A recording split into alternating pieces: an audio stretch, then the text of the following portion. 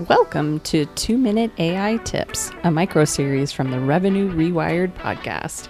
I'm Sarah Shepard, and twice a week I'll share sharp, strategic insights to help you use AI smarter without the fluff. Let's go. Welcome to our twice-weekly 2-Minute AI Tip, the smartest way to rethink how you work.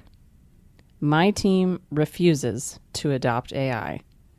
If your team is ignoring the AI tools you've introduced, that's not resistance, it's a signal.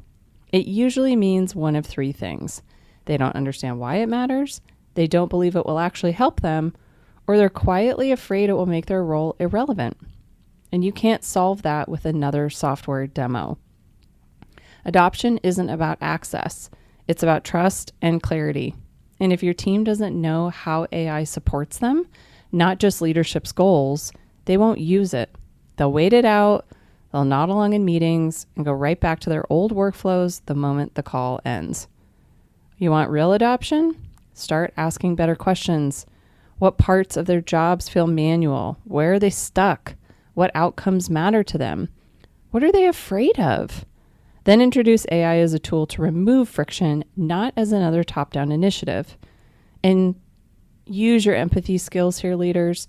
It's really important to understand that the fear is real and it is valid. Take this as an opportunity to support your team. Your key takeaway: if your team's not using AI, don't push harder. Listen better. Solve real pain, and adoption follows. Well, I really hope you enjoyed this 2-Minute AI tip. And if you'd like more information, go ahead and reach us at podcast@stringcaninteractive.com or follow the show. Have a great day.